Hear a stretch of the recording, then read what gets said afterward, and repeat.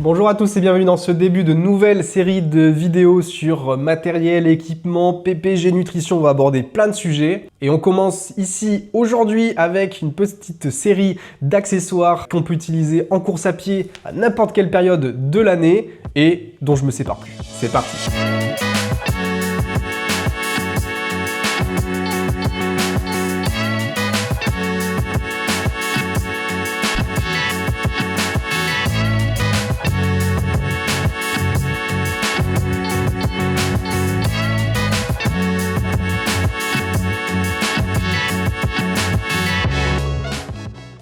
Et on va commencer avec le premier accessoire qui sont les lacets de chaussures élastiques.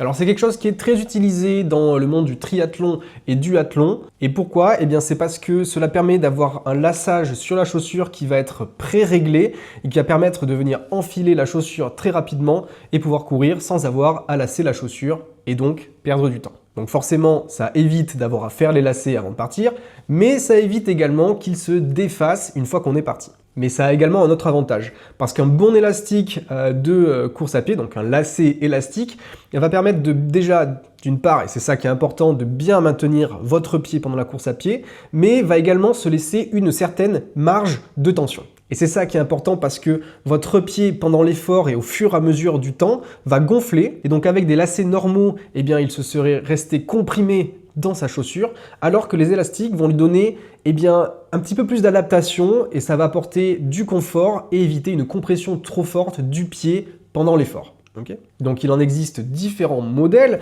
j'en ai deux ici à vous montrer.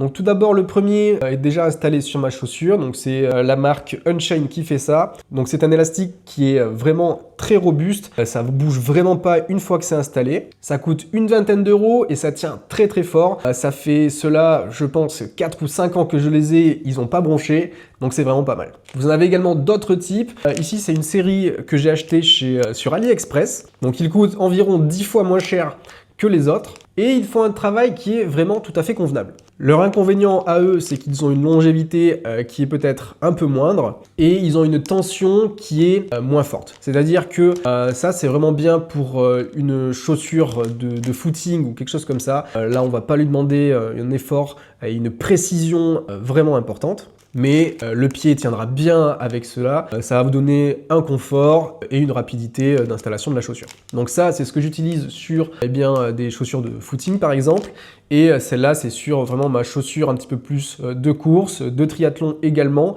qui va vraiment tenir et ne pas bouger. Mais ça, quand même, c'est vraiment sympa. Donc le deuxième accessoire dont je vais aborder aujourd'hui, ce sont les lunettes à verre photochromique. Donc les lunettes de soleil qu'on utilise généralement en course à pied, elles sont là pour pallier à différents problèmes. Tout d'abord, la protection directe du soleil, donc des rayons qui viennent directement dans les yeux, mais globalement pour apporter plus de confort sur une journée ensoleillée, pour éviter la fatigue des yeux. Mais elles vont également venir vous protéger du vent, donc le vent de face, quand on court très vite, forcément, on a vite du 25-30 km/h de vent de face, ce qui peut être désagréable. Non, hors blague, on a toujours un vent relatif, mais le vent dans les yeux, ça fait jamais plaisir. Et ça va également vous protéger de divers moucherons, poussières, ou autre chose qui peuvent venir se mettre dans vos yeux, les abîmer et vous gêner. Et donc les verres photochromiques Kesako, ce sont des verres qui sont blancs comme vous le voyez ici et qui contiennent à l'intérieur des molécules. Bon, je ne vais pas aller beaucoup plus loin dans la précision sur le sujet, c'est pas l'intérêt aujourd'hui, mais ces molécules vont réagir directement aux UV et vont venir s'assombrir une fois qu'elles seront exposées. On va donc passer de verres blancs quand on sera dans des conditions nuageuses, pluvieuses ou même dans la nuit, à des verres teintés quand il y aura du soleil. Alors, il était pas mal mon faux raccord? Du coup, le but est de vous apporter une protection, peu importe la météo, et qui va pouvoir s'adapter aux différentes conditions climatiques. Elles vont pouvoir avoir des valeurs de protection allant des catégories 1 à 3, 2 à 4, ça dépend des modèles, 1 à 4 peut-être également, ou 0 à 4? Bon, je sais plus, il faut aller voir dans les caractéristiques des constructeurs, mais ça peut varier en fonction de la luminosité. Leurs inconvénients, ça va être qu'elles vont être plus chères forcément que des lunettes avec des verres normaux, puisque vous payez directement la technologie associée au système photochromique. Et ensuite, il faut savoir quand même que cette opération chimique, cette réaction chimique plutôt qui se fait à l'intérieur du verre, n'est pas immédiate, donc ça va pas s'adapter en instantané quand vous passerez sous un pont, vous passez au soleil, quand il y a un nuage qui passe, etc. Donc autant ça se teinte assez rapidement, hein, quand même quelques secondes suffisent à passer d'un vert blanc à un vert teinté, hein, comme ici. Mais par contre, ça met plus de temps à perdre sa teinte. Donc là, vous voyez, hein, ça fait déjà 2-3 minutes que je suis à l'intérieur. Ça n'a encore pas trop bougé. Il va falloir attendre un petit peu plus longtemps. Donc voilà, c'est pas immédiat, mais c'est déjà pas mal. Enfin, en tout cas, moi j'aime beaucoup. Le troisième accessoire dont je vais vous parler aujourd'hui, eh bien, ce sont les ceintures de course à pied. Donc ce sont des ceintures qui sont généralement faites pour le trail, car elles vont vous permettre d'en pouvoir emporter différents équipements, accessoires supplémentaires sur vos sorties de course à pied qui seront plus ou moins longues. Donc forcément, plus votre sortie va être longue, plus ceci va être intéressant, mais globalement, ça peut vous permettre de transporter pas mal de choses avec vous, comme déjà vos clés, hein. On part souvent avec des clés sur soi, parfois on ne sait pas où les mettre, donc ça passe très largement là-dedans, forcément. Mais vous pouvez également emporter avec vous de la nourriture, on n'est jamais à l'abri d'une petite fringale lors de séances plus ou moins longues, mais ça peut également être la fringale de personnes que vous allez trouver en extérieur, hein, qu'on peut toujours aider avec une petite pâte de fruits par exemple. Vous pouvez également mettre des flasques, que ce soit des flasques de 250 ou de 500 en fonction des modèles. Donc là on peut quand même apporter 500 ml d'eau, donc un demi-litre c'est quand même pas négligeable, hein, sur des sorties en été quand il fait très chaud ou quand on part 1 heure et demie, hein, c'est toujours bien de prendre quelque chose pour s'hydrater. Et on peut également prendre un téléphone, c'est toujours pas mal d'avoir un téléphone au côté sécurité. On ne sait jamais ce qui peut nous arriver, une blessure, donc que ce soit pour appeler quelqu'un ou pour commander un taxi pour rentrer, ou simplement un paquet de mouchoirs. On ne sait jamais ce qui peut se passer en course à pied. Par rapport à un sac, forcément, un sac de course à pied, un sac de trail, je parle, l'emport va être beaucoup plus réduit, mais ça présente tout de même pas mal d'avantages. Tout d'abord, c'est beaucoup moins encombrant qu'un sac. C'est beaucoup mieux quand il fait chaud, hein. On n'a pas quelque chose plaqué sur les épaules et dans le dos, donc ça limite la transpiration, on respire mieux. C'est également plus léger et on peut déjà quand même caser pas mal d'affaires dedans. Et enfin, dernière gamme d'accessoires dont je vais vous parler. Bon, alors là, forcément, c'est pas une révolution, mais c'est quelque chose qui est parfois un petit peu sous-coté et dont je tenais à parler parce que c'est quelque chose que je ne pars quasiment jamais sans. C'est un couvre-chef.